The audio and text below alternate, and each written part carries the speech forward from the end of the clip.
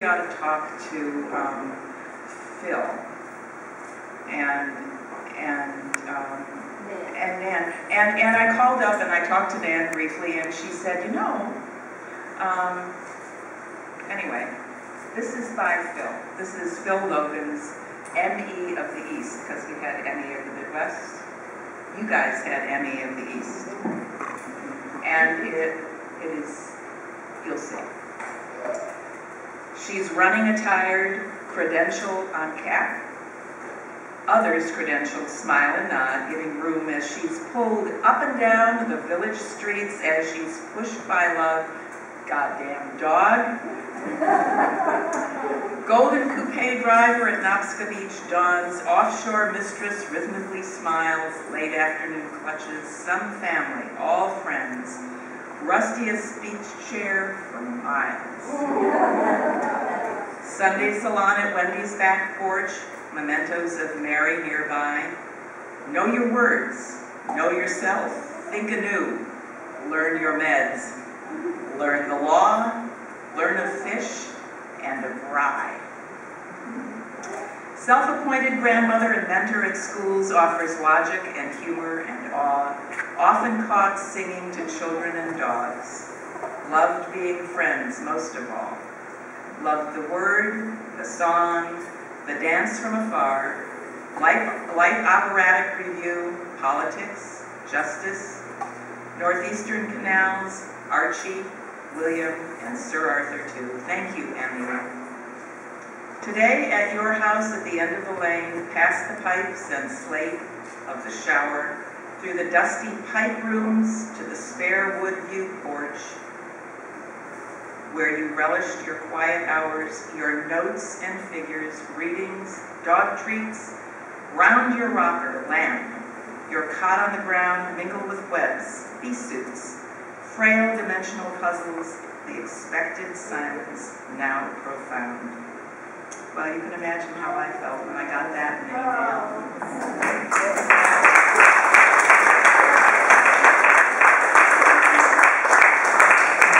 Absolutely an amazing piece.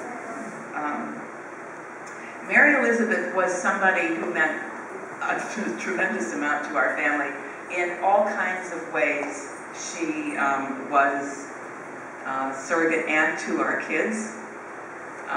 She talked to them about things that were pretty important to our daughters. I mean, here she was, she had given up everything for a life of the mind.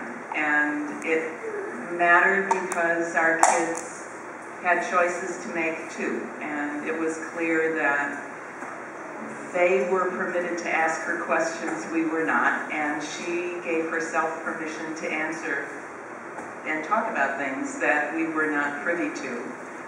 The kids told. And so I knew that Mary Elizabeth gave up everything for mathematics, everything except friendship for mathematics, and that she cared tremendously about people near and dear to her. And she cared about you all in an amazing way, just so you know. She talked about you with affection, and you were important, really important. I think the part of her life that she spent in Woods Hole was qualitatively different than the part of her life she spent at the University of Illinois. Where, by the way, I mean, she was a woman of exceptional talents in a sea of men. But she loved fancy cars, and she bought them all the time. And so she was the envy of all these guys, and while someone more prissy and maybe with a different personality might have had a hard time, she made her way and was admired by people just so they could get close to her automobile. We used to come up here a couple of, every 2 years, and visit her, and she put up with our children, which I can tell you might have been a problem. But she also was a person of immense, she had a terrific sense of humor. And I will tell you this one story, and then I'll leave you alone. My father was a dear man, but he was the world's absolute worst gift giver. And he had no notion of what a kid might want for a present. So, for instance, I got an electric train I was not permitted to use when I was 4. And we lived on a farm in Indiana and on a gravel road, and my father found a men's English racing bicycle, which he got into perfect working order for my 5th birthday, when my legs did not reach down to the pedals, even if I sat on that horrible thing that goes across the front.